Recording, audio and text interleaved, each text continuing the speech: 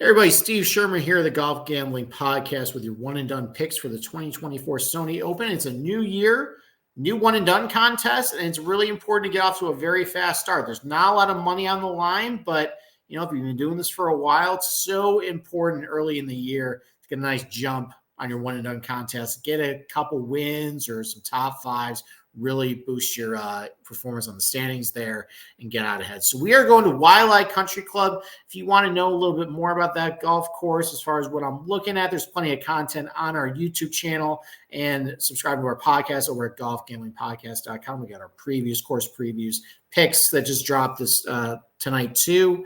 And let's get this rolling. So this year, I'm going to get up my 5 favorite one-and-done picks, starting with, least confident, maybe a little more riskier, going to my official pick for this week. So number 5, how about Nick Taylor? And it didn't go very well last week at the Century.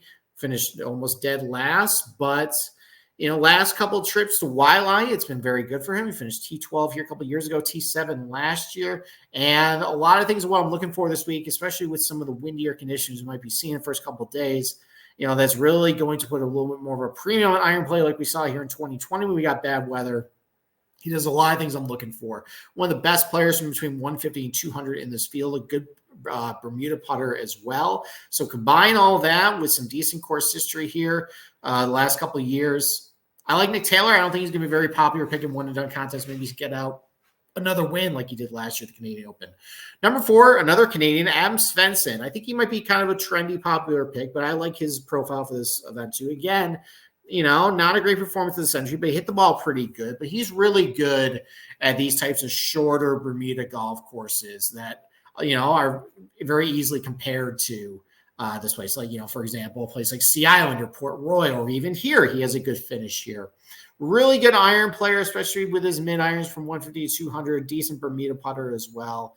I like his chances of the week to put up a pretty good showing and maybe do pretty well for you in a one-and-done contest. Number 3, a guy that I think is going to overlook because the quote-unquote, this might not be a golf course for him, but how about going back to Sahith Theegala after a really good finish last week at Kapalua? There's plenty of golf courses that you might not think that Sahith Theegala is a good fit at. Well, do you think TBC River Highlands is a Sahith Theegala golf course? Because he finished T2 there. How about Harbor Town? He finished T5 there last year. How about at TBC Southwind? He's got a couple T13 finishes there. And how about Sea Island? That's another golf course that I wouldn't think of Sahith Theegala as a good fit for. And he had a runner finish there. So, maybe he just is a super talented player, and he's just hitting his stride, and he's not going to get a lot of ownership, I think, this week. And one and done contests, he's definitely not getting some steam in the outright market either. What if he just does what Joaquin Niemann did a couple of years ago, where he did really well at the Century, went to a Waialae where it's not really his golf course, and he does really well there. I think that's a good play this week. So maybe you see Theegala this week. Number 2, how about another guy I think that might get overlooked? Maybe the best player in this field. Actually, I think he will be the best player of anybody, at least when it's all said and done. Ludwig Obersch, just won Sea Island. This is a great comp to this place. And he didn't do very well at the Century, but it's a lot of short irons, a lot of shots from under 150, and, it's uneven lies. That's just not an environment he really sees a lot. This is a dead flat golf course. It's also going to be a lot of shots in his bread and butter from 150 to 200. It's one of the best in the field from that range. Great around the green if it gets windy. Great Bermuda putter too. And it doesn't seem like anybody's going to really use them. And, if you just want to spend them while you got them, blow a big pick right out of the gates and hope to get a win, I don't fault you. I think Ludwig's going to be very good this week. But my pick, this is going to be a popular pick, but I just love him for this golf course as far as what his skill sets offer.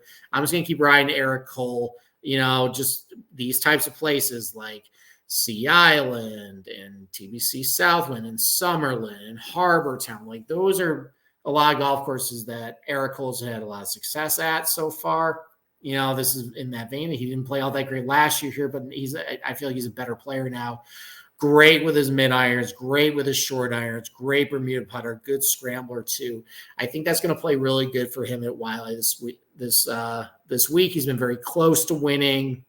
Is he going to be a little popular? Sure, but I think there's actually a lot of good options this week. Maybe his ownership would be a little lower than what you think. So those are my one and done picks. My official pick is going to be Eric Cole, but I like the other 5 that I mentioned as well. So, make sure you rate, review, and subscribe to the Golf Gambling Podcast wherever you download podcasts. Make sure you also subscribe to our YouTube channel. Also follow us on Twitter at Golf Gambling Pod.